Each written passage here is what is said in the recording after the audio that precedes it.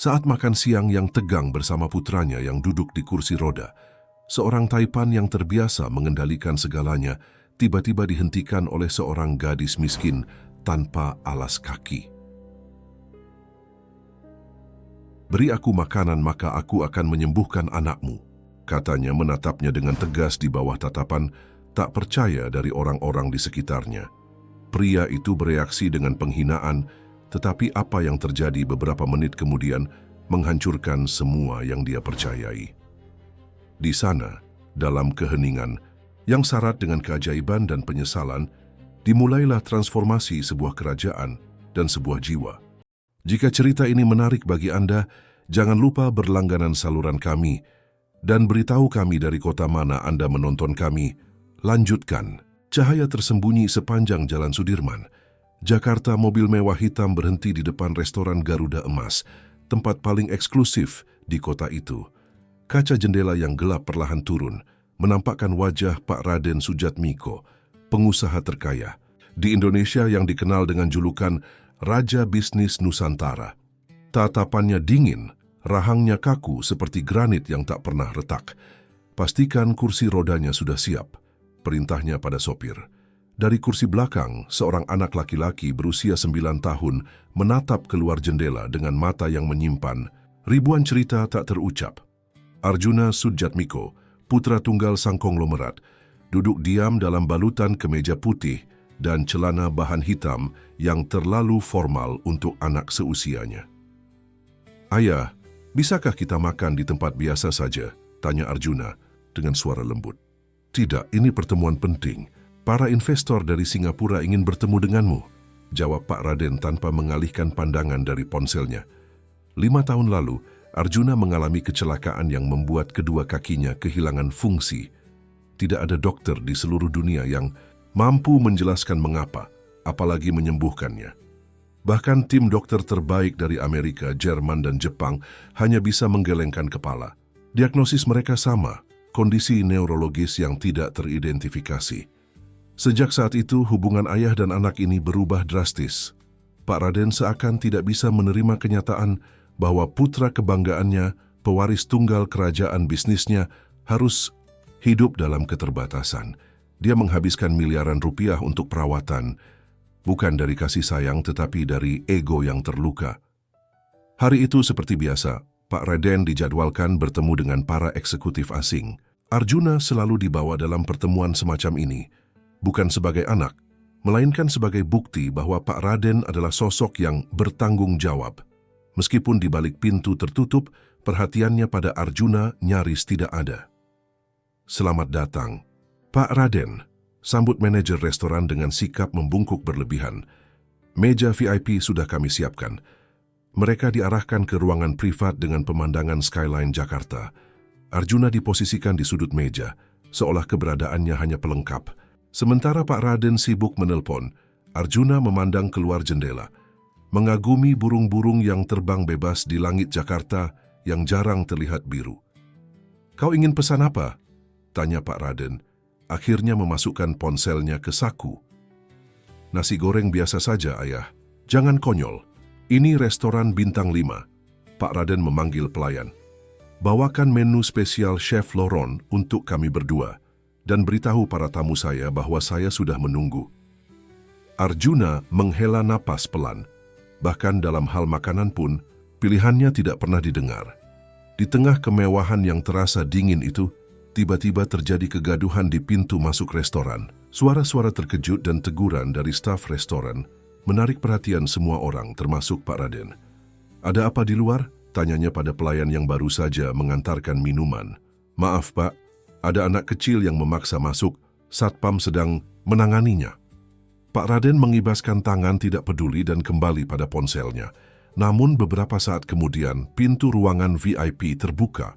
Berdiri di sana, seorang gadis kecil berusia sekitar 11 tahun dengan kaki telanjang dan pakaian sederhana yang kontras dengan kemewahan restoran.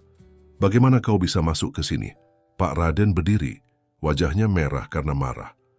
Gadis itu tidak gentar. Dengan tatapan mantap dan langkah pasti, dia berjalan mendekati meja mereka. Rambutnya hitam panjang, kusut namun berkilau.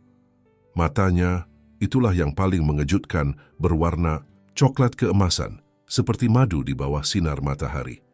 "Maaf Pak," seorang pelayan muncul di belakangnya. "Kami sudah mencoba mencegahnya, tapi dia sangat cepat." "Beri saya makanan," kata gadis itu dengan suara jernih, "dan saya akan menyembuhkan putra Bapak." Keheningan mencekam memenuhi ruangan. Pak Raden menatap gadis itu dengan ekspresi campuran antara kaget dan murka. "Kurang ajar," bentaknya. "Kau pikir kau siapa masuk ke sini dan berbicara omong kosong seperti itu?" Gadis itu tidak bergeming. Pandangannya beralih pada Arjuna yang terpaku menatapnya. Untuk pertama kalinya sejak lama, Arjuna merasakan sesuatu, sebuah getaran aneh di dadanya, seperti harapan yang telah lama hilang. "Namaku Kinasih," kata gadis itu. "Saya tahu Arjuna sudah 5 tahun tidak bisa berjalan. Saya bisa membantunya." "Bagaimana kau tahu nama anakku?" Pak Raden semakin murka. "Kau dikirim siapa, jurnalis? Atau saingan bisniku yang ingin mempermalukanku?"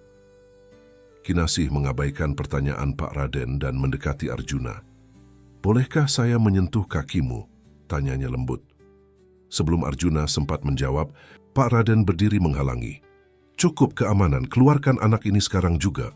Tapi Arjuna dengan gerakan tangan yang jarang ia lakukan, menahan lengan ayahnya. "Biarkan dia, ayah, kumohon." Sesuatu dalam nada suara Arjuna, keputusasaan yang bercampur harapan, membuat Pak Raden terdiam sejenak. Memanfaatkan momen tersebut, Kinasih berlutut di samping kursi roda Arjuna. Dengan lembut, ia meletakkan tangannya di atas kaki Arjuna, yang kaku. Tidak ada cahaya ajaib, tidak ada mantra yang diucapkan, hanya sentuhan sederhana dan mata yang menatap dalam. "Kadang-kadang butuh waktu beberapa menit," bisiknya. Pak Raden, yang sudah kehilangan kesabaran, menarik Kinasih menjauh. "Cukup sandiwara ini, kau hanya pengemis kecil yang mencari perhatian." "Saya bukan pengemis," jawab Kinasih dengan tenang. "Saya hanya lapar dan saya melihat Arjuna dari jendela. Saya tahu saya bisa membantunya." "Keluarkan dia!" teriak Pak Raden pada petugas keamanan yang telah memasuki ruangan. Saat petugas keamanan memegang bahu Kinasih, Arjuna tiba-tiba berteriak, "Tunggu!" Semua mata tertuju padanya. "Kakiku. Ayah, aku merasakan sesuatu, seperti hangat dan bergetar." Pak Raden menatap tidak percaya. "Apa maksudmu?" "Aku bisa merasakannya, ayah. Untuk pertama kalinya sejak kecelakaan itu, aku bisa merasakan kakiku." Keheningan kembali menyelimuti ruangan. Kinasih tersenyum kecil, sebuah senyuman yang tidak berkata, "Aku benar," melainkan, "Aku senang bisa membantu." "Ini tidak mungkin," gumam Pak Raden. "Ini trik, pasti trik." Tapi ekspresi Arjuna tidak bisa berbohong. Ada kegembiraan murni di matanya, sesuatu yang tidak pernah Pak Raden lihat selama 5 tahun terakhir. "Tes saja, ayah. Sentuh kakiku dan tanya di mana aku merasakannya." Dengan ragu, Pak Raden menyentuh kaki Arjuna di beberapa titik. Setiap kali, Arjuna bisa mengatakan dengan tepat di mana sentuhan itu, sesuatu yang tidak pernah bisa dia lakukan sejak kecelakaan. Pak Raden mengangkat wajahnya, mencari sosok Kinasih. Tapi gadis itu telah menghilang di tengah kekacauan. Dia telah pergi tanpa sepatah kata pun, tanpa makanan yang dimintanya, meninggalkan hanya jejak keajaiban dan kebingungan. "Temukan gadis itu," perintah Pak Raden pada stafnya dengan nada panik. "Temukan dia bagaimanapun caranya." Sementara semua orang bergegas mencari, Arjuna duduk diam di kursi rodanya, masih merasakan kehangatan asing di kakinya dan bertanya-tanya, siapa sebenarnya Kinasih dan bagaimana dia bisa melakukan sesuatu yang tidak mampu dilakukan oleh dokter-dokter terbaik di dunia. Malam telah menyelimuti Jakarta ketika Pak Raden duduk gelisah di ruang kerjanya yang mewah di lantai 40 Menara Sudirman. Di hadapannya, layar-layar besar menampilkan rekaman CCTV dari berbagai sudut restoran Garuda Emas. Matanya merah, rambutnya berantakan, pemandangan yang tak pernah terlihat dari seorang Raden Sudjatmiko yang selalu sempurna. "Putar lagi bagian," itu perintahnya pada Bayu, kepala keamanan perusahaannya. Di layar, terlihat jelas sosok Kinasih memasuki restoran, menghindar dari petugas, dan menyelinap masuk ke ruang VIP. Gerakannya lincah, namun anehnya tidak tergesa-gesa, seolah dia tahu persis apa yang dia lakukan. Sudah 4 jam kita melihat rekaman yang sama, Pak, kata Bayu. Tidak ada petunjuk tentang gadis ini. Tidak ada kartu identitas, tidak terdaftar di sekolah manapun di Jakarta. Dia seperti hantu. Dia bukan hantu, bentak Pak Raden. Dia nyata. Dia menyentuh kaki Arjuna dan sesuatu terjadi. Bayu mengangguk, ragu. Sebagai mantan tentara yang kini bekerja untuk Pak Raden, dia telah melihat banyak hal aneh dalam hidupnya, tapi tidak pernah seperti ini. Bagaimana keadaan Arjuna sekarang? Dr. Santoso sedang memeriksanya, tapi Arjuna bersikeras bahwa dia bisa merasakan kakinya. Pintu ruangan terbuka. Dr. Santoso, dokter pribadi keluarga Sudjatmiko, masuk dengan wajah bingung. "Bagaimana?" tanya Pak Raden segera. "Saya..." Dr. Santoso menggelengkan kepala. "Saya tidak bisa menjelaskannya, Pak. Tes sensitivitas menunjukkan bahwa Arjuna memang bisa merasakan sentuhan di kedua kakinya. Refleks tendon dalam yang selama ini absen mulai menunjukkan respons. MRI awal menunjukkan aktivitas saraf yang tadinya tidak ada. Maksudmu dia sembuh? Tidak sepenuhnya. Dia masih belum bisa menggerakkan kakinya dengan sengaja. Tapi ada perubahan signifikan yang secara medis tidak dapat dijelaskan." Dr. Santoso menghela napas. "Dalam 30 tahun praktik saya, belum pernah melihat hal seperti ini." Pak Raden berjalan menuju jendela besar yang menghadap gemerlap kota Jakarta. Di balik topeng arogansinya, dia merasakan sesuatu yang sudah lama terkubur, harapan, dan juga rasa bersalah yang menghancurkan. "Aku memperlakukannya seperti sampah," bisiknya. "Gadis itu datang untuk membantu, dan aku mengusirnya." Bayu dan Dr. Santoso saling berpandangan, tidak terbiasa melihat sisi emosional dari bos mereka. "Kita akan menemukannya, Pak," kata Bayu. "Saya sudah mengerahkan seluruh tim." "Tidak cukup." Pak Raden berbalik dengan wajah tegang. "Hubungi semua kontak kita, polisi, tentara, intelijen, aku tidak peduli. Gunakan semua teknologi yang kita miliki, tawarkan hadiah. Aku ingin gadis itu ditemukan dalam 24 jam. "Pak, apakah tidak berlebihan?" "Berlebihan?" "Pak."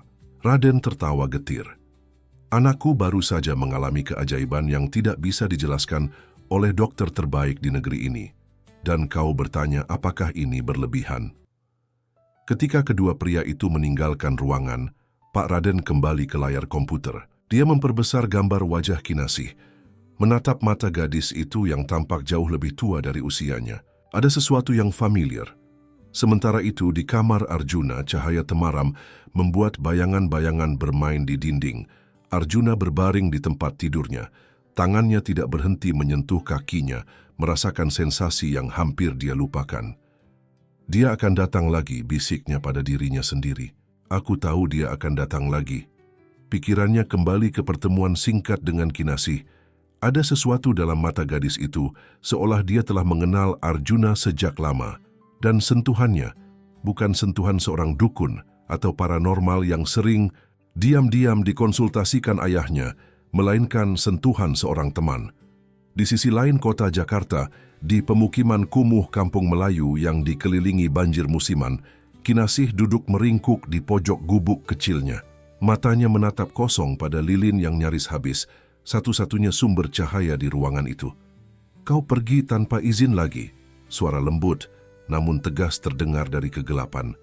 Ibu Dewi, perempuan berusia 40 tahunan dengan wajah yang masih menyimpan sisa kecantikan masa lalu, muncul membawa semangkuk bubur.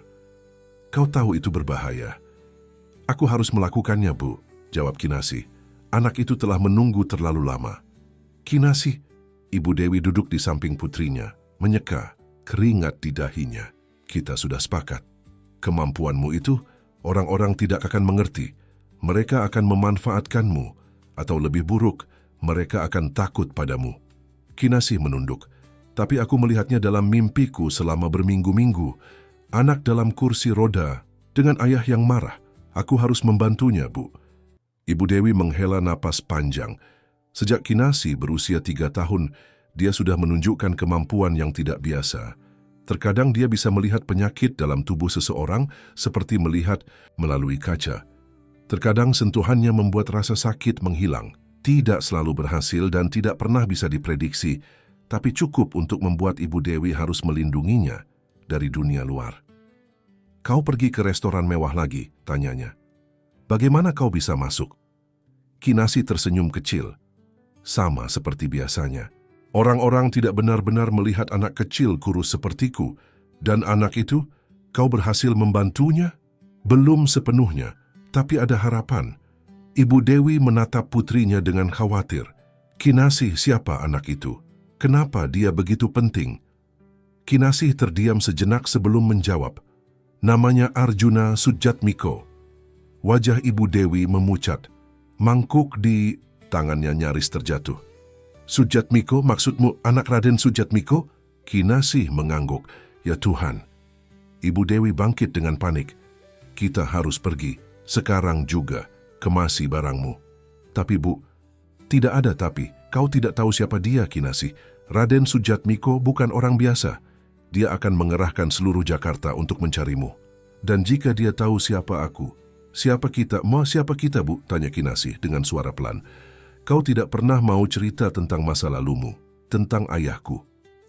Ibu Dewi mengabaikan pertanyaan itu dan mulai mengumpulkan barang-barang mereka yang sedikit. "Kita akan ke Bandung, ke rumah bibimu besok pagi-pagi sekali."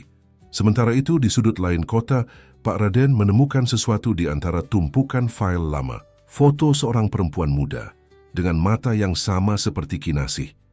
Mata coklat keemasan yang jarang ditemui. Nama di pojok foto itu, Dewi Kusuma, Departemen Riset dan Pengembangan, 2013. Ingatannya melesat kembali ke 10 tahun lalu.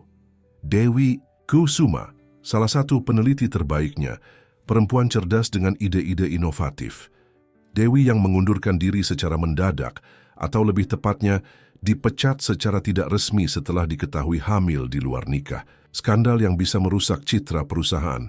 Begitu alasannya saat itu. "Tidak mungkin," segumam Pak Raden. Dia meraih telepon dan menghubungi Bayu. "Cari informasi tentang Dewi Kusuma, mantan karyawan Departemen R&D kita.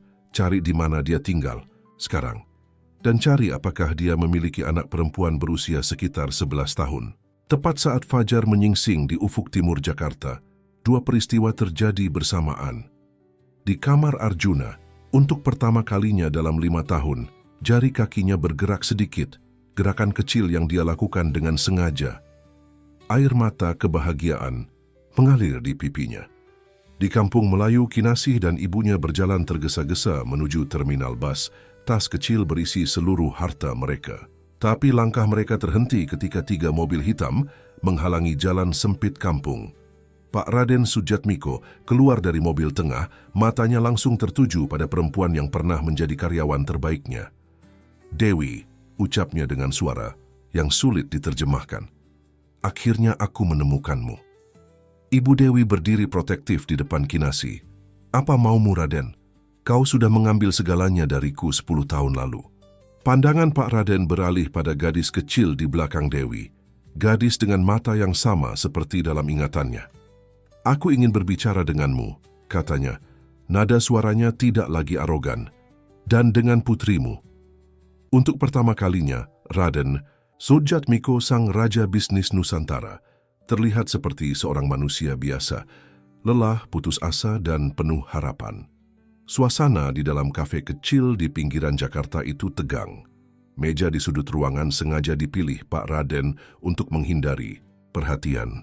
Tidak ada yang menyangka seorang Raden Sujatmiko akan duduk di kafe sederhana, dengan dinding yang mengelupas dan kipas angin yang berderit.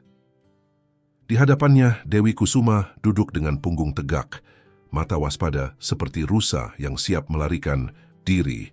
Sementara Kinasih, dengan ketenangan yang tidak wajar untuk anak seusianya, menyesap teh hangat yang dipesan Pak Raden.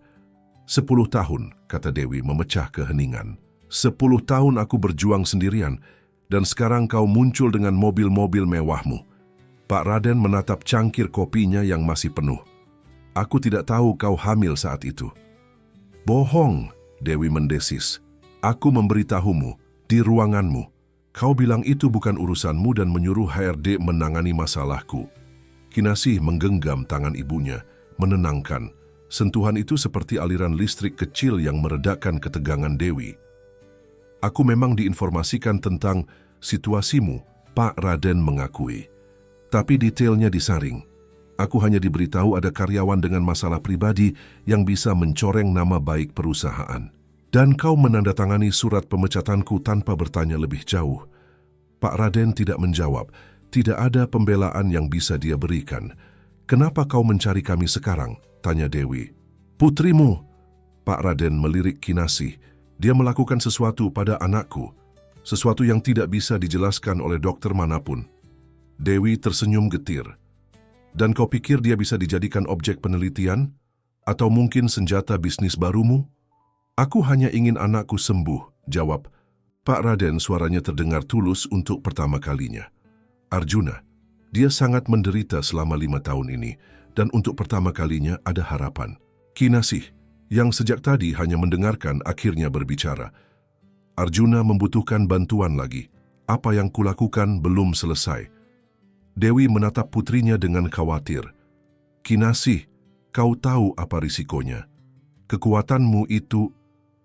Bukan kekuatan, Bu, sela Kinasih. Hanya penglihatan dan sentuhan. Seperti yang nenek ajarkan. Pak Raden mengernyitkan dahi. Penglihatan, sentuhan, apa maksudnya? Dewi menghela napas panjang, seperti seseorang yang akhirnya menyerah pada takdir. Ibu saya, Nenek Kinasih, adalah seorang dukun di desa kecil di Banyuwangi. Bukan dukun yang menggunakan ilmu hitam, tapi penyembuh tradisional.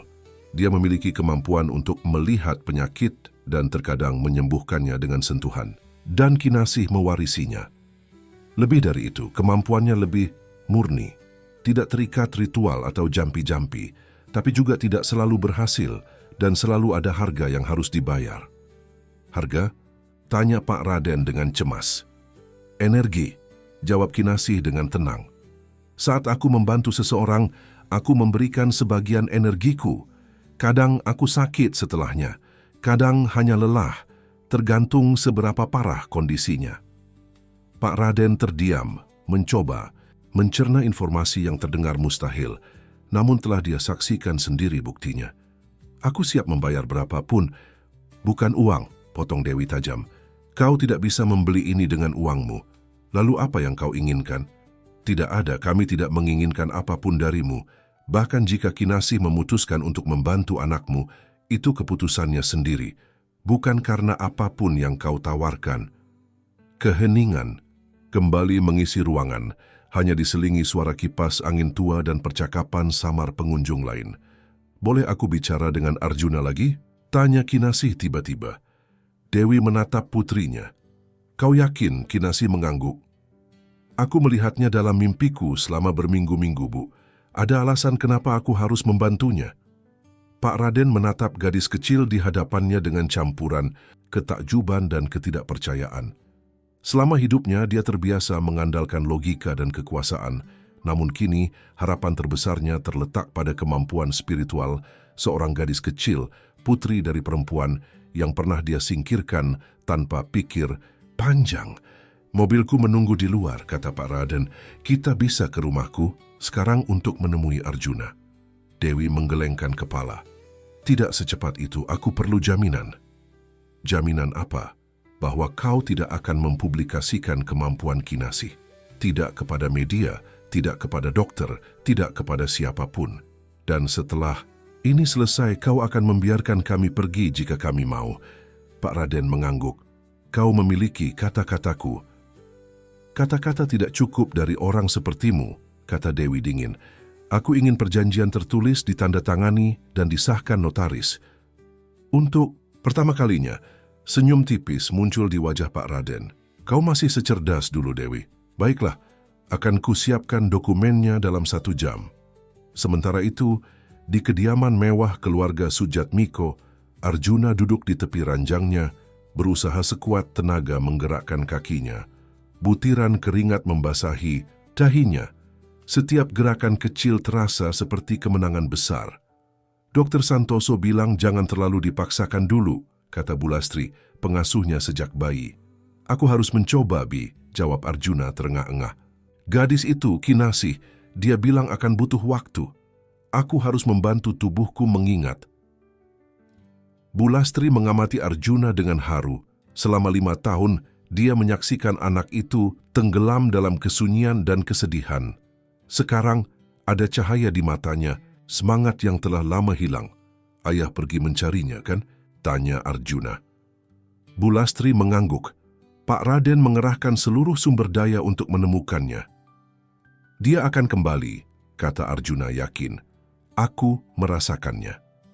Di ruang tamu mansion Sujatmiko, Bayu mengamati rekaman CCTV lainnya, mencoba memahami fenomena Kinasih.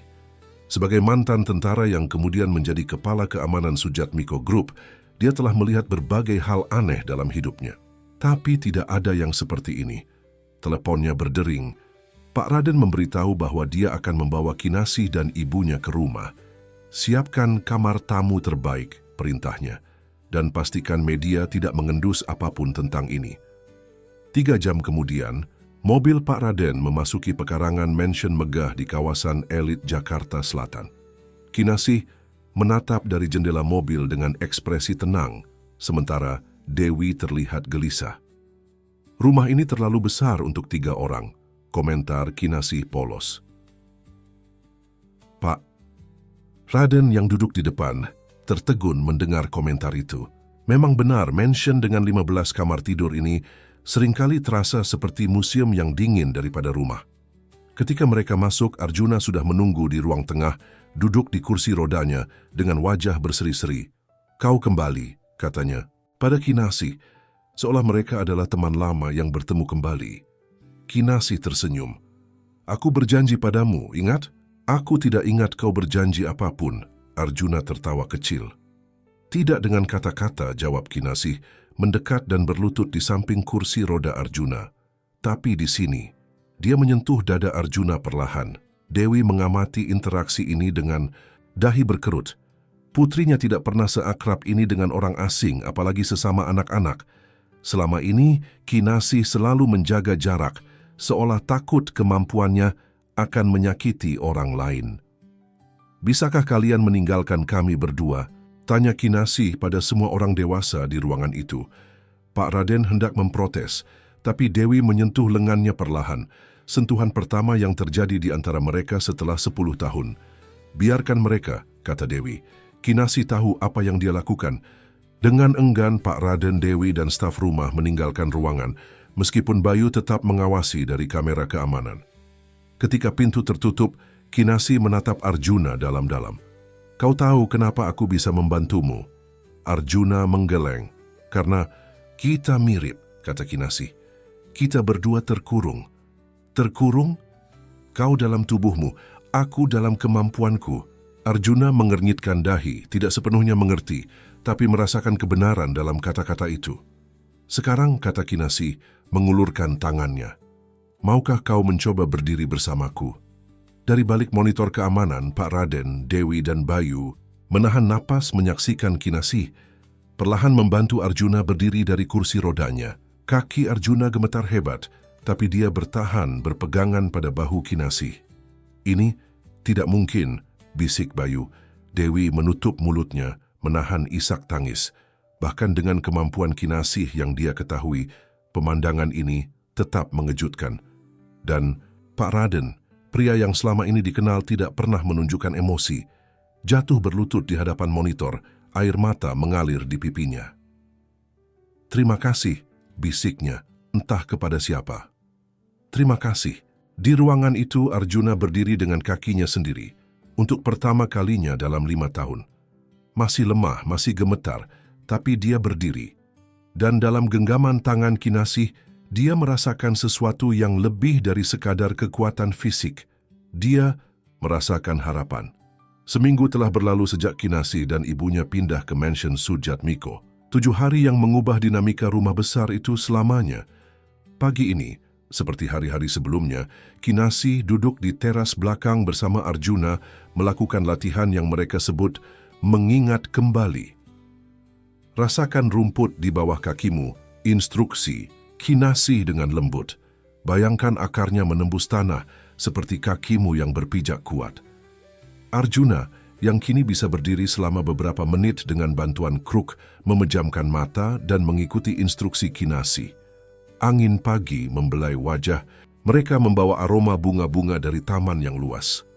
Dari jendela lantai 2, Pak Raden mengamati kedua anak itu. Ada sesuatu yang menggetarkan hatinya melihat interaksi mereka, kepolosan, kepercayaan, dan ikatan yang tidak bisa dijelaskan. Selama bertahun-tahun, rumah ini hanya berisi kesunyian dan ketegangan. Kini, tawa Arjuna kembali terdengar, memenuhi sudut-sudut mansion yang dulu dingin. Mereka tampak seperti saudara yang terpisah lama. Suara Dewi mengejutkan Pak Raden. Dia berdiri tidak jauh, juga mengamati anak-anak. Ya, Pak Raden menyetujui. Seolah mereka sudah saling mengenal sebelumnya. Dewi melangkah mendekat, masih menjaga jarak aman secara emosional. Dr. Santoso bilang padaku perkembangan Arjuna luar biasa. Saraf-sarafnya seperti terbangun kembali.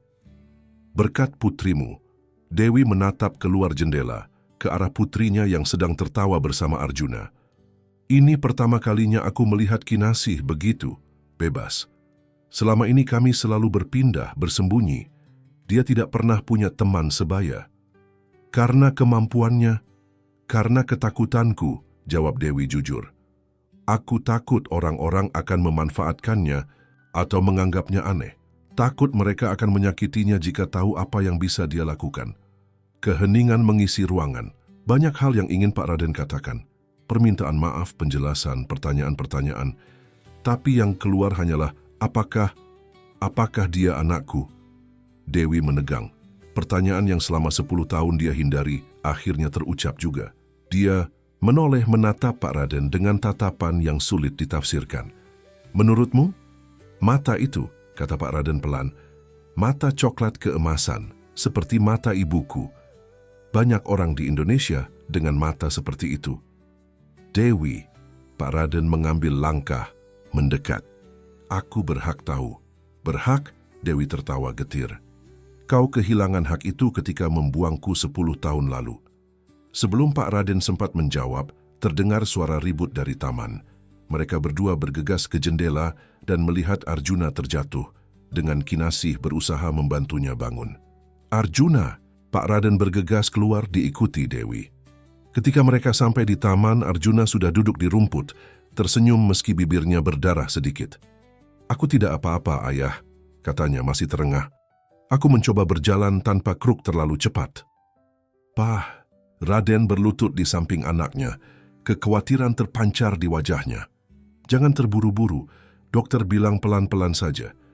Tapi aku sudah merasa lebih kuat, protes Arjuna. Kinasih bilang aku bisa mencobanya. Pak Raden melirik Kinasih dengan tatapan menuduh. Kau tahu itu berbahaya. Maaf Pak, kata Kinasih, tidak tampak gentar. Tapi Arjuna memang sudah lebih kuat. Kadang tubuh perlu diingatkan tentang kemampuannya. Dia bisa terluka. Raden, Dewi menyentuh bahunya perlahan. Kinasih tahu apa yang dia lakukan. Percayalah. Sentuhan itu, lembut, namun mantap membuat Pak Raden terdiam. Ada banyak sejarah dalam sentuhan itu, banyak luka dan mungkin saja secercah pengampunan. Malam itu saat makan malam bersama di ruang makan besar yang jarang digunakan, Bu Lastri menyajikan hidangan spesial, sate ayam, gado-gado, dan berbagai makanan tradisional yang biasanya tidak pernah muncul di meja makan keluarga Sudjatmiko.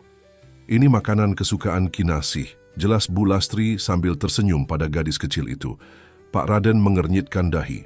Sejak kapan kau tahu makanan kesukaan Kinasih? Oh, kami sering mengobrol di dapur, jawab Bu Lastri santai. Kinasih suka membantu saya memasak. Dia punya tangan yang ajaib untuk bumbu. Dewi tersenyum kecil. Dia belajar dari neneknya di desa. Makan malam berlangsung dalam suasana yang aneh.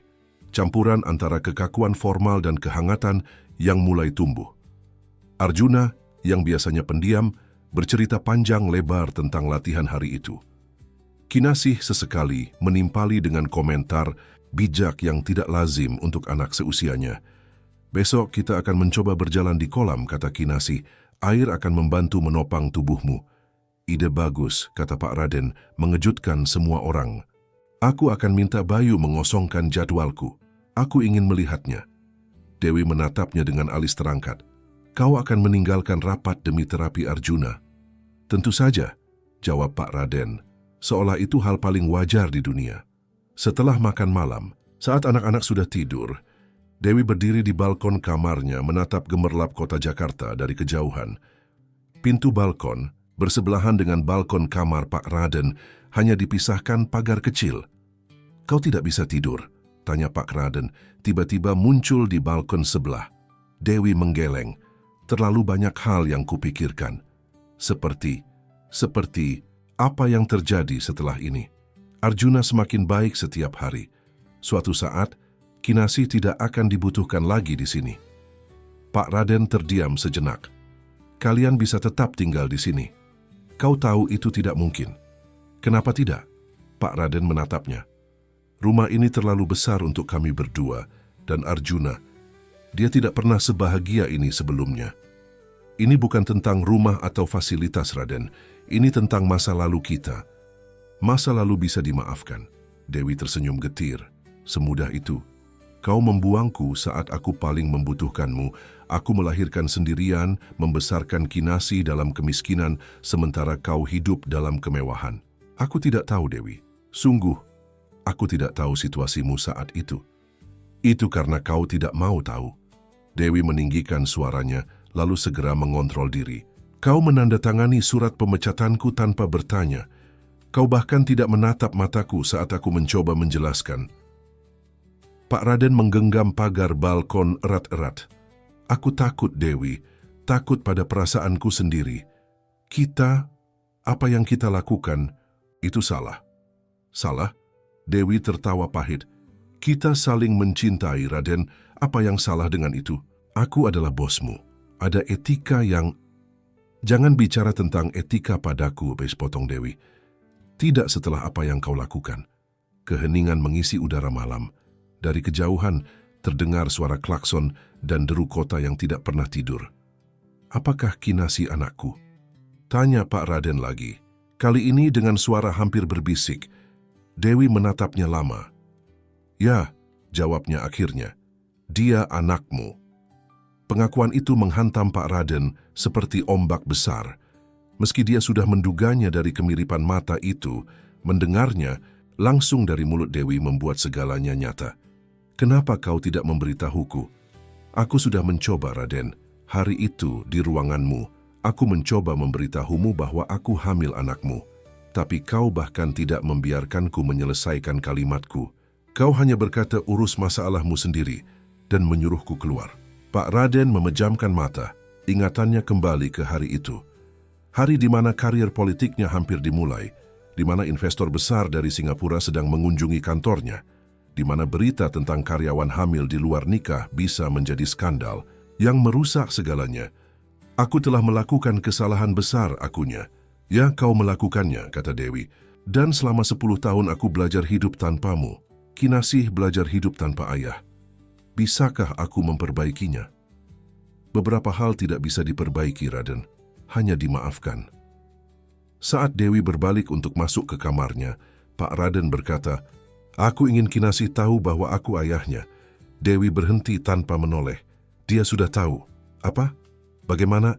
Dia memiliki kemampuan untuk melihat hal-hal yang tidak terlihat. Ingat? Dewi akhirnya menoleh, senyum sedih tersungging di bibirnya. Dia tahu sejak pertama kali melihatmu di restoran itu. Dengan kata-kata itu, Dewi masuk ke kamarnya, meninggalkan Pak Raden terpaku di balkon dengan sejuta pertanyaan dan penyesalan. Di kamarnya, Kinasih tidak tidur. Dia duduk di tepi ranjang, matanya menatap bulan yang bersinar terang di langit, Jakarta. Tangannya menggenggam sebuah foto tua, foto seorang pria muda yang tersenyum lebar, yang dia temukan tersembunyi di dompet ibunya bertahun-tahun lalu. Ayah, bisiknya pada keheningan malam, senyum kecil tersungging di bibirnya. Akhirnya aku menemukanmu. 2 minggu berlalu dengan cepat. Pagi itu, koridor mansion Sujatmiko dipenuhi tawa dan derap kaki.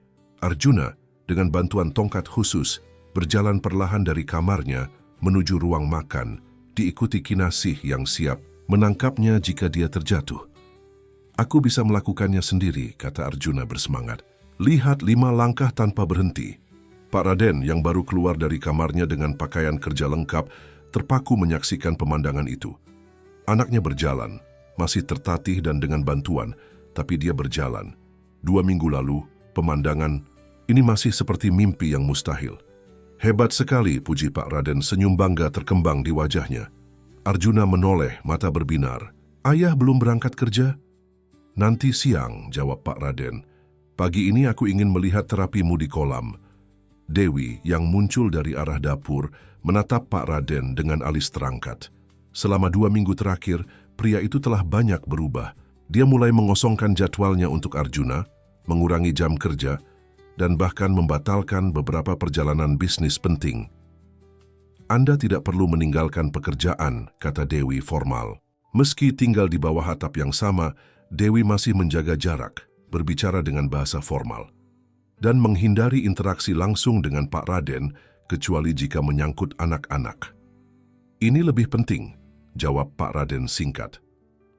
Sarapan pagi, itu terasa lebih hidup dari biasanya.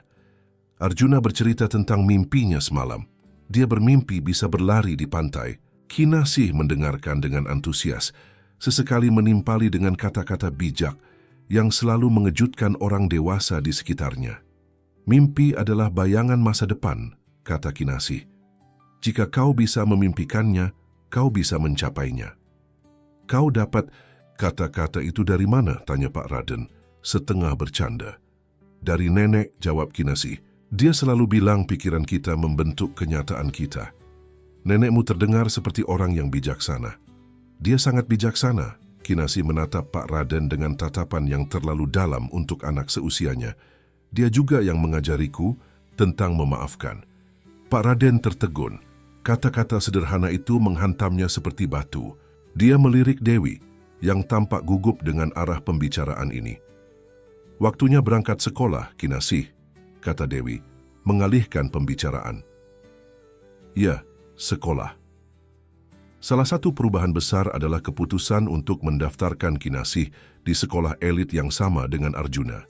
Awalnya Dewi menolak, takut kemampuan putrinya akan terekspos, tapi Kinasih sendiri yang meminta, ingin merasakan kehidupan normal seperti anak-anak lain. Aku akan mengantarmu, tawar Pak Raden. Tidak perlu, tolak Dewi cepat. Kami bisa naik mobil sekolah. Ayolah Bu, dengek Kinasih. Sekali ini saja, aku ingin Pak Raden melihat sekolah baruku. Dewi ingin menolak, tapi tatapan memohon putrinya meluluhkan hatinya. Baiklah, tapi ingat perjanjian kita, Kinasih. Kinasih mengangguk serius. Perjanjian mereka sederhana. Tidak menggunakan kemampuannya di sekolah, tidak menarik perhatian, dan bertindak seperti anak normal pada umumnya. Ketika mobil melaju keluar, dari gerbang mansion Bayu, kepala keamanan Pak Raden, menghampiri Dewi yang masih berdiri di teras. Ibu Dewi, panggilnya sopan, bisa bicara sebentar. Dewi mengangguk, mengikuti Bayu ke ruang keamanan yang dipenuhi monitor. Sejak kejadian Kinasih di restoran, Bayu telah menambah keamanan di sekitar mansion, khawatir berita tentang gadis ajaib yang menyembuhkan putra konglomerat akan bocor ke media. Ada masalah?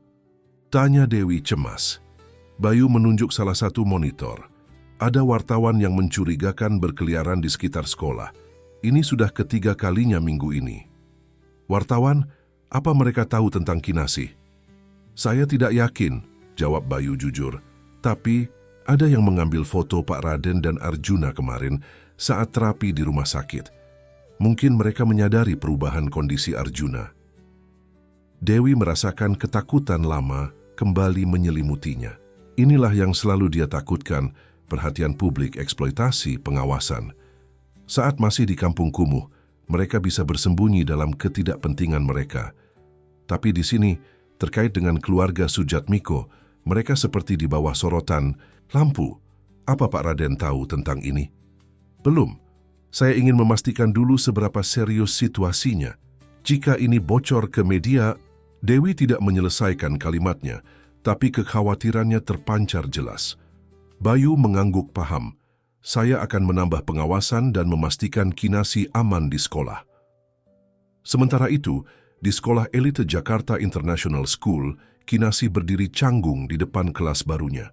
Berbeda dengan sekolah negeri sederhana yang pernah dia kunjungi beberapa kali, sekolah ini tampak seperti istana, bersih, modern, dengan fasilitas lengkap.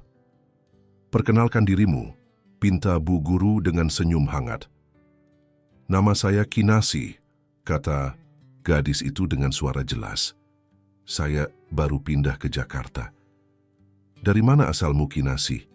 Kinasih ragu sejenak. Masa lalu penuh perpindahan dan ketidakpastian sulit dijelaskan kepada orang-orang yang hidupnya stabil. "Dari banyak tempat, Bu, terakhir dari Kampung Melayu." Bisik-bisik terdengar dari beberapa murid. Kampung Melayu, kawasan kumuh yang sering kebanjiran, jelas bukan tempat asal kebanyakan murid sekolah elit ini. "Baiklah, kau bisa duduk di samping Arjuna," kata Bu Guru, menunjuk bangku kosong di mana Arjuna sudah menunggu dengan senyum lebar. Hari pertama sekolah berlalu dengan berbagai tantangan. Beberapa anak menatap Kinasih dengan penasaran, beberapa dengan sinis. Gosip cepat menyebar bahwa dia anak angkat keluarga Sudjatmiko atau kerabat jauh yang ditampung karena kasihan. Saat istirahat makan siang, Kinasih duduk sendirian di bangku taman sekolah sampai sekelompok anak perempuan menghampirinya. "Kau benar-benar tinggal di rumah Arjuna?" tanya salah satu dari mereka, Amanda, yang tampaknya pemimpin kelompok itu. Kinasih mengangguk. "Kenapa? Kau kerabatnya?" "Bukan," jawab Kinasih jujur. "Aku membantu Arjuna dengan terapinya." "Terapi apa? Bukannya dia punya banyak dokter mahal?" Sebelum Kinasih sempat menjawab, Arjuna muncul dengan tongkatnya tertatih-tatih, mendekati mereka. "Kinasih adalah temanku," katanya tegas. "Dan ya, dia tinggal di rumahku. Ada masalah dengan itu." Amanda dan teman-temannya mundur perlahan. Meski dalam kondisi fisik terbatas, nama Sudjatmiko tetap membawa pengaruh kuat. "Kau tidak perlu membelaku," kata Kinasih setelah mereka pergi. "Kau selalu membelaku," jawab Arjuna sederhana. "Sekarang giliranku." Sore itu saat Pak Raden menjemput mereka, sebuah mobil mencurigakan terparkir tidak jauh dari gerbang sekolah. Bayu yang juga ikut dalam penjemputan segera menyadarinya. "Pak, sebaiknya kita gunakan pintu belakang," sarannya. "Ada apa?" tanya Pak Raden. "Wartawan," jawab Bayu singkat. Mereka mulai mengendus sesuatu. Wajah Pak Raden mengeras. Pastikan mereka tidak mendekati anak-anak. Mereka berhasil kembali ke mansion tanpa insiden, tapi ketegangan telah muncul. Di ruang kerja Pak Raden, Bayu menunjukkan beberapa foto yang diambil dari kamera pengawas. Wartawan yang sama muncul di beberapa lokasi berbeda, selalu mengamati dari jauh. "Namanya Surya Pratama," jelas Bayu. "Jurnalis investigasi dari majalah Tempo. Dia dikenal gigih dan sulit disuap." "Apa yang dia inginkan?" tanya Pak Raden, meski dia sudah tahu jawabannya. "Cerita," jawab Bayu. "Dan keluarga Sudjatmiko selalu menjadi cerita menarik, terutama jika menyangkut kesembuhan ajaib Arjuna." Malam itu saat makan malam, suasana terasa lebih berat dari biasanya. Dewi nyaris tidak bicara, Pak Raden tampak gelisah, hanya anak-anak yang masih bercanda seperti biasa. "Ada apa, Ayah?" tanya Arjuna, menyadari keanehan itu. "Kau tampak khawatir." Pak Raden menatap anaknya, lalu beralih pada Kinasih. Gadis itu balas menatapnya dengan mata emasnya yang tajam, mata yang sama seperti miliknya. Tidak ada dustanya, hanya masalah bisnis biasa. Setelah anak-anak tidur, Pak Raden menemui Dewi di ruang keluarga.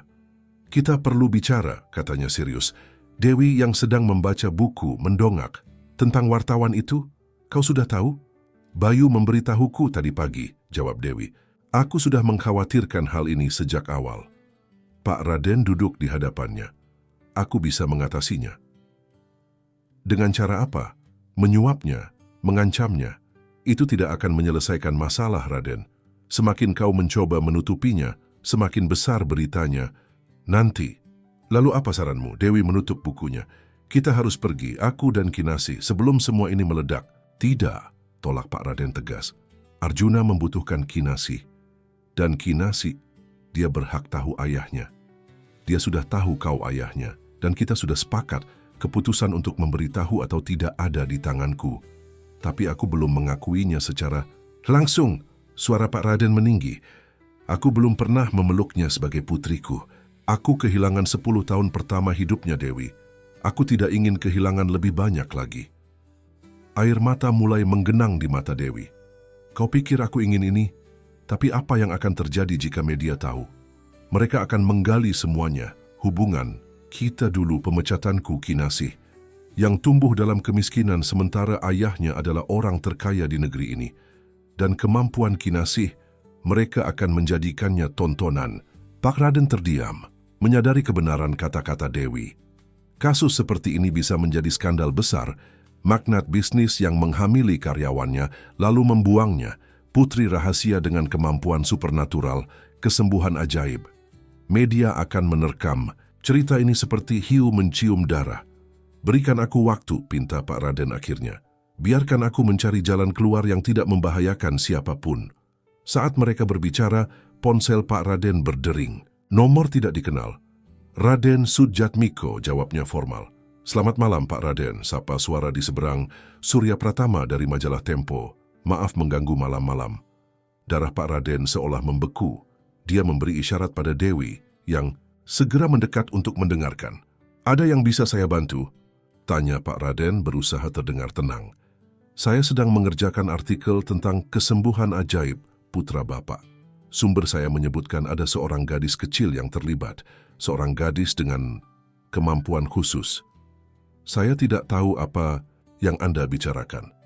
Saya punya rekaman CCTV dari restoran Garuda Emas 2 minggu lalu, lanjut Surya tidak terpancing, juga kesaksian beberapa staf restoran. Dan yang paling menarik, informasi bahwa gadis ini adalah putri kandung Bapak dari hubungan dengan mantan karyawan. Pak Raden dan Dewi saling berpandangan, wajah keduanya pucat pasi. Itu fitnah, kata Pak Raden dingin. Dan saya bisa menuntut Anda atas pencemaran nama baik. Tentu saja, Pak. Tapi sebelum sampai ke pengadilan, cerita ini akan menyebar ke seluruh negeri. Saya yakin Bapak tidak menginginkan itu. Apa maumu? Wawancara eksklusif dengan Bapak, putra Bapak, dan gadis itu. Cerita lengkap dari sumber pertama. Tidak akan pernah terjadi. Saya berikan waktu 48 jam untuk mempertimbangkannya, Pak, kata Surya tenang. Setelah itu, saya akan mempublikasikan apa yang saya miliki. Selamat malam. Sambungan terputus meninggalkan keheningan mencekam di ruangan itu. Dia tahu, bisik, Dewi suaranya gemetar. Dia tahu semuanya. Pagi itu, mansion Sudjatmiko diselimuti ketegangan yang nyaris terasa di udara. Pak Raden menghabiskan malam tanpa tidur, berdiskusi dengan tim pengacara dan hubungan publiknya. Dewi juga terjaga, berkali-kali mengecek kamar Kinasih, memastikan putrinya masih tertidur lelap, jauh dari badai yang akan segera menerjang. Kita punya beberapa pilihan, kata Hendra, kepala tim pengacara Sudjatmiko Group, di ruang kerja Pak Raden. Kita bisa mengajukan gugatan pencegahan publikasi, tapi prosesnya akan menarik perhatian lebih banyak media. Atau kita bisa membeli artikelnya, usul Tono, konsultan hubungan publik. Tawari dia jumlah yang tidak bisa ditolak. Pak Raden menggeleng. Surya Pratama bukan tipe yang bisa dibeli. Dia akan melihatnya sebagai konfirmasi dan malah semakin bersemangat. Lalu apa yang harus kita lakukan? Tanya Hendra. Waktu kita tinggal 36 jam sebelum dia mempublikasikan artikelnya.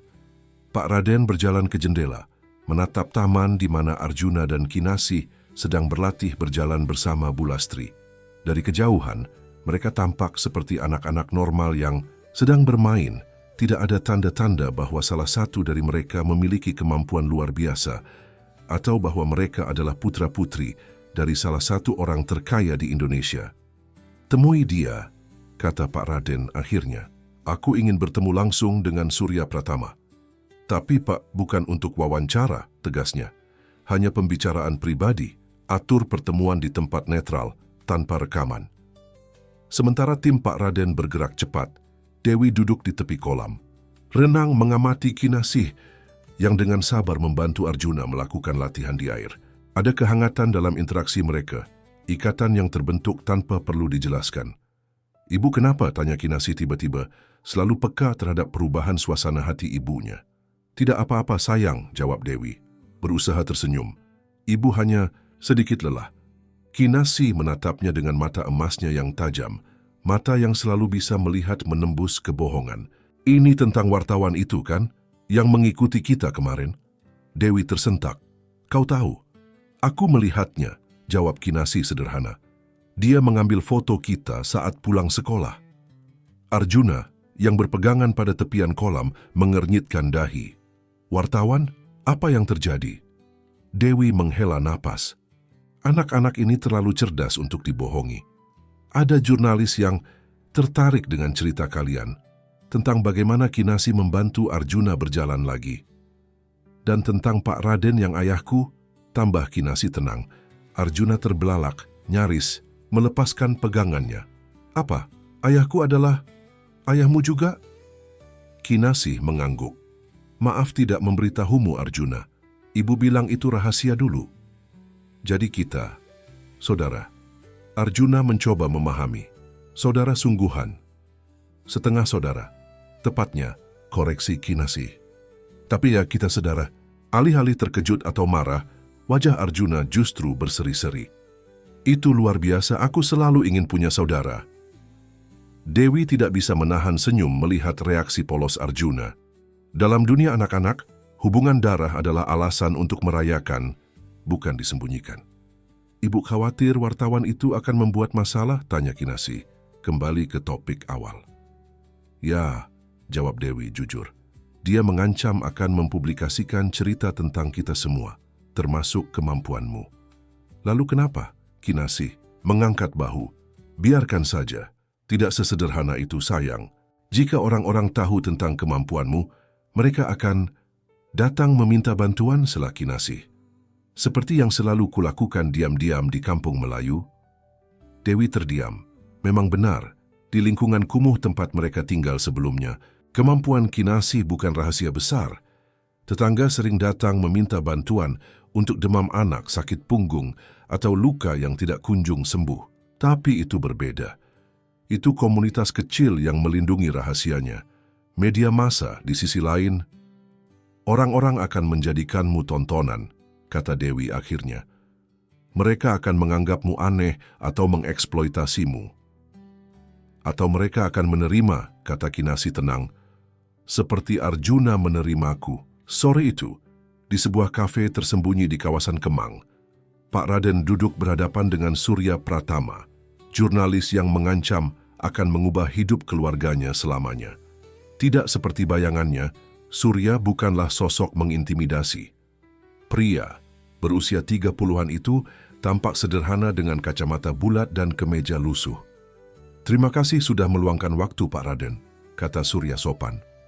Langsung saja, kata Pak Raden, apa sebenarnya yang kau inginkan? Surya menyesap kopinya dengan tenang. Seperti yang saya katakan di telepon, wawancara eksklusif, cerita lengkap. Dan jika aku menolak, saya tetap akan mempublikasikan apa yang saya miliki. Tapi tanpa perspektif Anda, tentu akan kurang lengkap. Pak Raden mencondongkan tubuhnya. Dengar, ini menyangkut anak-anak. Mereka tidak bersalah dalam hal ini. Justru itu yang membuat saya tertarik, kata Surya. Bagaimana seorang gadis kecil yang ditinggalkan ayahnya bahkan sebelum lahir, kembali dan menyelamatkan saudara tirinya dengan kemampuan yang tidak bisa dijelaskan. Ini kisah tentang keajaiban, Pak. Tentang penebusan. Ini kisah pribadi keluargaku. Ini kisah yang bisa menginspirasi jutaan orang, balas Surya. Bayangkan berapa banyak orang tua dengan anak sakit yang akan mendapat harapan. Berapa banyak keluarga terpisah yang akan berpikir untuk berdamai. Pak Raden terdiam. Di balik arogansi dan kekuasaannya selama ini, dia tidak pernah benar-benar memikirkan dampak ceritanya pada orang lain. Bagaimana kau tahu tentang semua ini? Tanya Pak Raden akhirnya. Surya tersenyum tipis. Seorang jurnalis melindungi sumbernya. Tapi saya bisa memberitahu Anda bahwa beberapa staf restoran cukup terkesan dengan kedatangan gadis kecil bertelanjang kaki yang berani menghadapi konglomerat seperti Anda. Dan tentang Dewi, tentang Kinasih yang putriku. Itu bagian yang lebih sulit, akui Surya. Tapi ketika saya mulai menggali arsip lama Sujatmiko Group, nama Dewi Kusuma muncul, peneliti berbakat yang tiba-tiba menghilang. Lalu ada foto lama kalian berdua di acara perusahaan. Dan mata Kinasih sangat mirip dengan mata Anda. Pak Raden menghela napas berat. Jika Surya bisa mengumpulkan semua ini sendirian, hanya masalah waktu sebelum jurnalis lain melakukan hal yang sama. Apa jaminanmu bahwa wawancara ini tidak akan merugikan keluargaku, terutama anak-anak? Saya bisa menunjukkan draft artikel sebelum dipublikasikan, tawar Surya. Anda bisa meminta perubahan jika ada yang terlalu sensitif, dan saya berjanji tidak akan ada foto anak-anak tanpa izin. Pak Raden mempertimbangkan tawaran itu. Dia telah menghabiskan sebagian besar hidupnya mengontrol narasi tentang dirinya, tentang bisnisnya. Tapi ini berbeda. Ini tentang kesalahan masa lalu, tentang penebusan, dan mungkin tentang awal yang baru. Aku perlu mendiskusikan ini dengan Dewi, kata Pak Raden akhirnya. Ini keputusan yang harus kami ambil bersama. Surya mengangguk. Saya menghargai itu, tapi ingat waktu Anda tinggal 24 jam. Malam itu setelah anak-anak tidur, Pak Raden dan Dewi duduk di balkon, membicarakan pertemuan dengan Surya. Bulan purnama menggantung rendah di langit Jakarta, menerangi percakapan yang akan menentukan masa depan mereka. Dia tidak akan berhenti, kata Pak Raden. Dan jika bukan dia, akan ada jurnalis lain. Lalu kau ingin menyerah begitu saja, membiarkan mereka mengekspos semuanya. Aku ingin kita yang mengontrol narasi, jawab Pak Raden. Membagikan cerita kita dengan cara kita sendiri, sebelum orang lain melakukannya dengan cara yang bisa melukai kita. Dewi terdiam mempertimbangkan, bagaimana dengan Kinasih, kemampuannya? Kita bisa membatasi informasi soal itu. Fokus pada kisah reunifikasi keluarga, pada kesembuhan Arjuna sebagai keajaiban, medis tanpa detail spesifik. Sebelum Dewi sempat menjawab, pintu balkon terbuka. Kinasih berdiri di sana masih dengan piyama tidurnya. Kalian membicarakanku, katanya. Bukan pertanyaan, melainkan pernyataan. Kinasih, kau seharusnya sudah tidur, kata Dewi. Aku tidak bisa tidur, jawab Kinasih, mendekati mereka. Aku memikirkan wartawan itu. Pak Raden dan Dewi saling berpandangan. Tentu saja Kinasih akan merasakan ketegangan ini, mungkin bahkan memahaminya lebih baik dari yang mereka kira. Kemarilah, ajak Pak Raden, menepuk kursi di sampingnya. Untuk pertama kalinya, dia benar-benar mengundang putrinya mendekat, bukan sekadar berbasa-basi. Kinasih duduk di antara kedua orang tuanya, posisi yang selama 10 tahun hanya bisa dia impikan. Menurutmu apa yang harus kami lakukan? Tanya. Pak Raden serius. Dewi hendak memprotes. Kinasih terlalu muda untuk dilibatkan dalam keputusan besar ini. Tapi tatapan Pak Raden menghentikannya. Ini adalah hidup Kinasih juga, dan suaranya patut didengar. Aku pikir kita harus jujur, kata Kinasih setelah beberapa saat. Nenek selalu bilang kebohongan adalah penjara dan kebenaran adalah kunci. Tapi orang-orang mungkin akan mengganggu hidupmu, kata Dewi khawatir. Mereka akan datang meminta kesembuhan, mengikutimu kemana-mana. Seperti yang selalu terjadi, jawab Kinasih tenang. Bedanya, kali ini kita tidak perlu lari atau bersembunyi. Pak Raden menatap putrinya dengan kagum. Di usianya yang baru 11, tahun Kinasih menunjukkan kebijaksanaan yang jauh melampaui tahun-tahunnya. Kau yakin tentang ini? Tanya Pak Raden. Kinasih mengangguk. Aku lelah bersembunyi, Ayah, dan aku pikir dunia mungkin membutuhkan sedikit harapan. Ayah. Kata sederhana itu menghantam Pak Raden seperti ombak besar. Ini pertama kalinya Kinasih memanggilnya demikian secara langsung. Air mata menggenang di matanya, sesuatu yang tidak pernah dia izinkan selama bertahun-tahun. Baiklah, kata Pak Raden menggenggam tangan kecil putrinya. Kita akan melakukannya bersama, sebagai keluarga. Dewi melihat interaksi ini, merasakan dinding pertahanan yang dia bangun selama 10 tahun mulai retak. Mungkin saja ini adalah awal dari penyembuhan yang sesungguhnya. Bukan hanya untuk Arjuna, tapi untuk mereka semua. Keesokan paginya, Surya Pratama terkejut menerima panggilan dari Pak Raden. Kami setuju, kata Pak Raden. Tapi dengan syarat. Wawancara dilakukan di rumah kami dalam lingkungan yang nyaman untuk anak-anak, dan kami memiliki hak untuk meninjau artikel sebelum dipublikasikan. Setuju, jawab Surya. Tidak menyembunyikan kegembiraan dalam suaranya. Kapan kita bisa mulai? Hari ini, kata Pak Raden, sebelum kami berubah pikiran. Siang itu, untuk pertama kalinya dalam sejarah keluarga Sudjatmiko, gerbang mansion terbuka untuk seorang jurnalis. Bukan untuk pemotretan formal atau wawancara bisnis yang dikoreografi, tapi untuk sebuah cerita jujur tentang kesalahan, pengampunan, dan keajaiban kedua kesempatan. Di ruang keluarga yang biasanya hanya diisi keheningan, kini terdengar percakapan hangat. Pak Raden duduk dengan Arjuna di satu sisi, Dewi dan Kinasih di sisi lain. Sebuah gambaran keluarga yang masih canggung, tapi mulai menemukan jalannya. Jadi, kata Surya, setelah mempersiapkan catatannya, bagaimana semua ini dimulai? Kinasih, dengan ketenangan yang mencengangkan menjawab, dengan seorang gadis kecil yang lapar dan seorang anak laki-laki yang butuh bantuan. 6 bulan telah berlalu sejak wawancara dengan Surya Pratama. Artikel berjudul Cahaya Tersembunyi.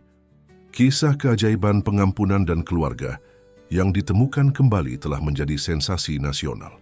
Seperti yang diprediksi, reaksi publik beragam, dari kagum hingga skeptis, dari dukungan hingga kecaman. Pagi itu, Arjuna berdiri di depan cermin kamarnya, memandang pantulan dirinya yang nyaris tidak dia kenali. Tidak ada lagi kursi roda, tidak ada lagi tongkat penyangga. Dia berdiri tegak dengan kedua kakinya sendiri, meski masih dengan langkah yang sedikit kaku. "Kau siap?" tanya Kinasih, muncul di ambang pintu. Berbeda dengan 6 bulan lalu, Kinasih kini tampak lebih cerah, rambutnya dipotong rapi dan pakaiannya, yang dulu lusuh kini digantikan seragam sekolah yang bersih. "Entahlah," jawab Arjuna jujur. "Bagaimana jika aku jatuh di depan semua orang?" "Maka kau akan bangkit lagi," kata Kinasih sederhana, "seperti yang selalu kau lakukan." Hari ini adalah hari besar, pembukaan Pusat Rehabilitasi Anak Nusantara, yayasan baru yang didirikan keluarga Sudjatmiko untuk membantu anak-anak dengan keterbatasan fisik. Arjuna sebagai duta yayasan akan memberikan pidato dan untuk pertama kalinya berjalan di depan umum tanpa alat bantu. Di ruang makan, Pak Raden sudah menunggu dengan secangkir kopi. 6 bulan telah membawa perubahan besar pada pria itu. Rambutnya kini disisir lebih santai, pakaiannya tidak selalu setelan formal, dan yang paling mencolok senyumnya lebih sering terlihat. "Pagi, Ayah," sapa Kinasih, mengecup pipi Pak Raden. Ritual pagi yang dulu terasa canggung, tapi kini menjadi rutinitas yang ditunggu-tunggu. "Pagi, Putri," balas Pak Raden hangat. "Bagaimana tidurmu?" "Nyenyak, aku bermimpi tentang nenek." "Kau masih ingin mengunjunginya musim panas nanti?" Kinasih mengangguk bersemangat. "Aku ingin Arjuna bertemu dengannya, dan kau juga, Ayah." Rencana untuk mengunjungi nenek Kinasih di desa kecil di Banyuwangi telah menjadi topik pembicaraan selama beberapa minggu. Setelah artikel Surya Pratama terbit, Pak Raden berusaha mencari tahu tentang keluarga Dewi, termasuk ibunya yang ternyata masih hidup di desa terpencil. "Pagi," sapa Dewi, bergabung dengan mereka. Berbeda dengan dulu, kini dia tampak lebih santai. Di rumah ini, bahkan kadang memanggil para pelayan dengan nama depan mereka. "Bu, menurutmu berapa banyak orang yang akan datang hari ini?" tanya Arjuna masih gugup tentang acara besar tersebut. "Cukup banyak," jawab Dewi jujur. "Ada pejabat pemerintah, beberapa selebriti, dan tentu saja keluarga anak-anak yang akan mendapat bantuan." Pasca artikel Surya Pratama, Pak Raden mengambil langkah mengejutkan. Dia mengumumkan pensiun dini dari posisi CEO Sudjatmiko Group dan mendedikasikan waktunya untuk mendirikan yayasan. Yayasan ini berfokus pada bantuan medis dan rehabilitasi bagi anak-anak dari keluarga tidak mampu, terutama dengan kondisi yang sulit dijelaskan secara medis. "Apa Surya akan datang?" tanya Kinasih. Pak Raden mengangguk. Dia mendapat undangan khusus. Bagaimanapun tanpa artikelnya mungkin kita tidak akan berada di titik ini sekarang. Artikel Surya memang menjadi titik balik. Alih-alih menjadi skandal yang merusak, Artikel itu justru menampilkan sisi manusiawi dari Raden Sujatmiko, pengusaha keras yang akhirnya menemukan penebusan melalui putri yang pernah dia tinggalkan. Fokus pada perjuangan Dewi sebagai ibu tunggal dan perjalanan penyembuhan Arjuna membuat publik tersentuh. Soal kemampuan Kinasih, artikel itu hanya menyebutnya sebagai intuisi luar biasa dan sentuhan yang menenangkan tanpa klaim supernatural berlebihan. Bagaimana perasaanmu tentang semua ini? Tanya Pak Raden pada Dewi saat anak-anak meninggalkan ruangan untuk bersiap-siap. Dewi menatap keluar jendela, ke arah taman yang dulu asing baginya, tapi kini terasa seperti rumah. Jujur, kadang masih sulit dipercaya. Dalam 1 tahun, hidup kita berubah sedemikian drastis. Kau menyesalinya? Tidak, jawab Dewi tegas. Melihat Kinasih bahagia, melihat Arjuna sembuh, itu semua sepadan. Dan kita, tanya Pak Raden hati-hati. Bagaimana dengan kita? Pertanyaan itu mengambang di udara. Selama 6 bulan, Pak Raden dan Dewi telah menemukan kembali ritme sebagai orang tua, sebagai rekan dalam mengurus anak-anak. Tapi hubungan pribadi mereka masih berada di wilayah abu-abu. Terlalu akrab untuk disebut teman, namun terlalu hati-hati untuk disebut lebih dari itu. 1 langkah pada 1 waktu, jawab Dewi akhirnya, mengulang frasa yang sering diucapkan Kinasih pada Arjuna saat latihan berjalan. Kita masih punya banyak waktu. Pak Raden tersenyum. Ya, kita punya banyak waktu. 2 jam kemudian, halaman depan Pusat Rehabilitasi Anak Nusantara dipenuhi ratusan tamu. Bangunan modern 2 lantai dengan fasilitas lengkap itu berdiri megah di kawasan Menteng, Jakarta Pusat, cukup dekat dengan rumah sakit besar, namun tetap memiliki suasana tenang dengan taman luas. Kinasih berdiri di belakang panggung, mengintip dari balik tirai. Begitu banyak orang, termasuk beberapa wajah yang dia kenali dari televisi. Di sudut taman, dia melihat sekelompok anak dalam kursi roda, ditemani orang tua mereka yang wajahnya dipenuhi harapan. "Gugup?" tanya Dewi, menghampiri putrinya. "Sedikit," jawab Kinasih. Bukan karena orang-orangnya, tapi karena tanggung jawabnya. Dewi mengernyitkan dahi. Tanggung jawab apa? Untuk membantu mereka semua. Kinasih menunjuk anak-anak di kursi roda. Mereka datang dengan harapan besar. Bagaimana jika aku tidak bisa membantu semuanya? Dewi berlutut, menyamakan tingginya dengan Kinasih. "Sayang, kau tidak perlu membantu. Semua orang dengan caramu. Yayasan ini didirikan untuk memberikan bantuan medis terbaik, terapi profesional, dan dukungan psikologis. Kau hanya perlu menjadi dirimu sendiri." "Tapi kekuatanku adalah anugerah," potong Dewi lembut. "Tapi bukan satu-satunya cara untuk membantu. Kadang, hanya dengan mendengarkan atau menemani seseorang, kau sudah memberi banyak." Tepuk tangan riuh terdengar saat Pak Raden naik ke podium. Dengan penampilan yang lebih santai dari biasanya, kemeja putih lengan panjang tanpa dasi, dia menyapa para tamu dan menjelaskan visi Yayasan Nusantara. "Ini bukan tentang amal atau filantropi," katanya dengan suara yang penuh keyakinan. "Ini tentang keadilan, tentang memberikan setiap anak kesempatan yang sama untuk hidup sepenuhnya, terlepas dari kondisi fisik atau latar belakang ekonomi mereka." Dari samping panggung, Arjuna mengawasi ayahnya dengan bangga. Dulu, Pak Raden hanya berbicara tentang angka, saham, dan keuntungan. Sekarang kata-katanya dipenuhi empati dan tujuan yang lebih besar. "Dan sekarang," lanjut Pak Raden, "saya ingin memperkenalkan inspirasi di balik yayasan ini. Putra saya, Arjuna Sujatmiko." Tepuk tangan kembali membahana saat Arjuna melangkah ke panggung. Langkahnya masih sedikit kaku, tapi dia berjalan tegak tanpa bantuan siapapun. Senyum bangga terkembang di wajahnya saat mencapai podium dan berdiri di samping ayahnya. "Terima kasih semuanya," kata Arjuna. Suaranya sedikit bergetar karena gugup.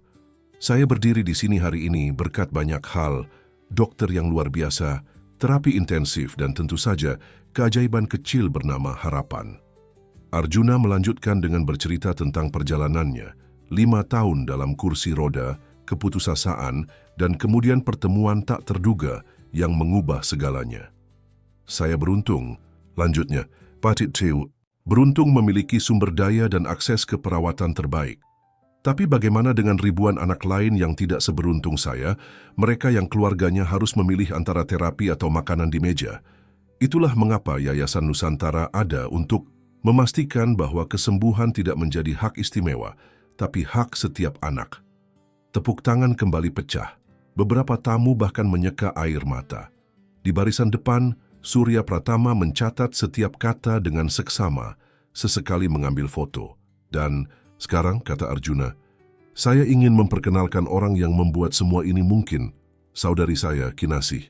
Kinasih, yang tidak menyangka akan dipanggil ke panggung, menatap ibunya dengan panik. Dewi tersenyum menenangkan dan mendorongnya lembut. Dengan langkah ragu, Kinasih naik ke panggung. Cahaya matahari memantul di matanya yang keemasan, membuat beberapa tamu berbisik kagum. Dia berdiri di antara Pak Raden dan Arjuna, terlihat kecil namun entah bagaimana juga kuat. Halo, sapa Kinasih singkat ke mikrofon, membuat beberapa tamu tertawa karena kepolosannya. Kinasih adalah saudari saya, lanjut Arjuna merangkul bahunya, dan juga sahabat terbaik saya. Dia yang pertama kali percaya bahwa saya bisa berjalan lagi saat semua orang, termasuk saya sendiri, sudah menyerah. Pak Raden mengambil alih mikrofon. Dan dia juga putri saya, kata Pak Raden, suaranya penuh emosi. Putri yang selama 10 tahun tidak saya akui karena kesombongan dan ketakutan saya sendiri. Pengakuan ini mengejutkan beberapa tamu. Meski artikel Surya telah menyinggung tentang hubungan darah mereka, ini pertama kalinya Pak Raden mengakuinya secara terbuka di depan umum. Kinasih mengajarkan saya banyak hal, lanjutnya. Tentang keberanian, tentang memaafkan, dan yang terpenting, tentang melihat melampaui penampilan.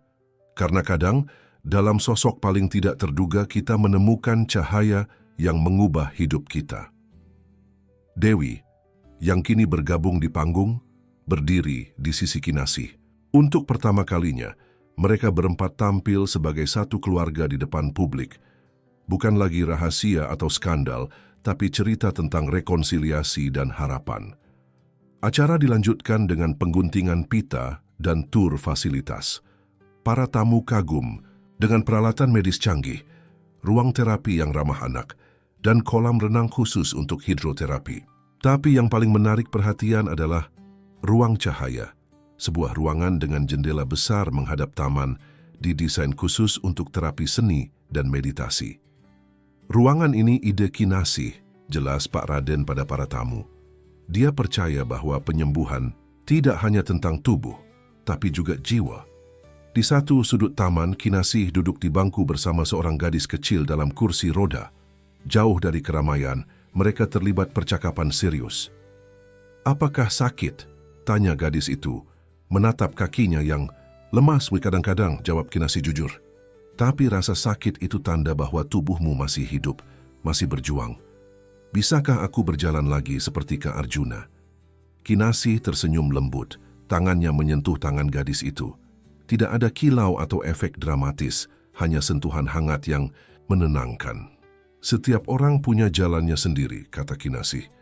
"Beberapa akan berjalan dengan kaki, beberapa dengan bantuan, dan beberapa mungkin menemukan cara berbeda untuk bergerak maju. Yang penting bukan bagaimana kau bergerak, tapi kemana kau pergi."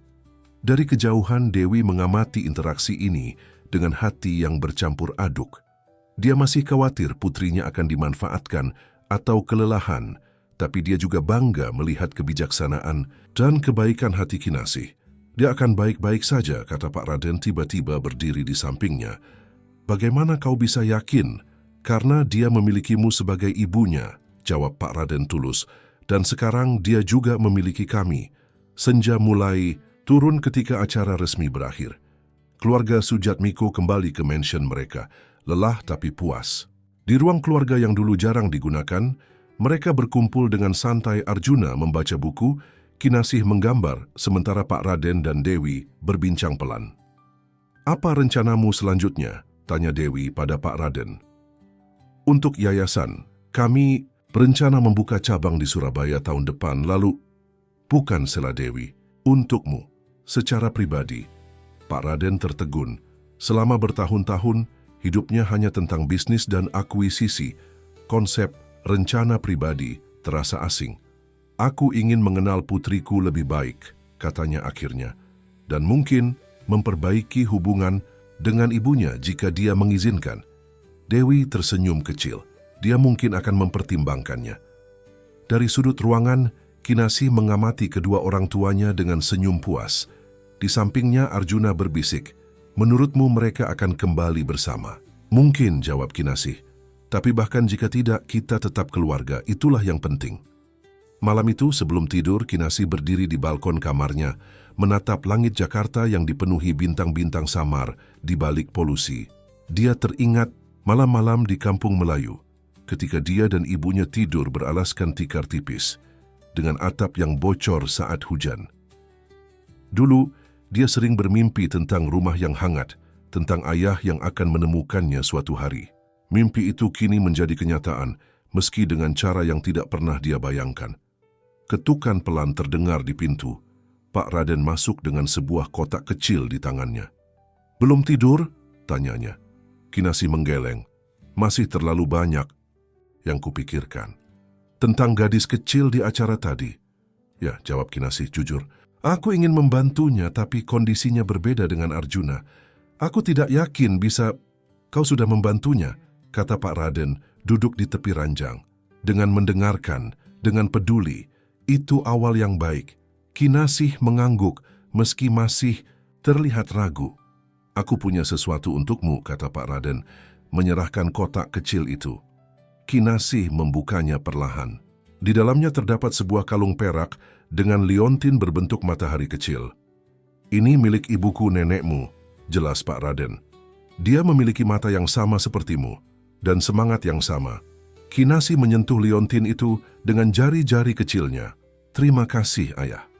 Boleh aku memasangkannya?" Kinasih mengangguk.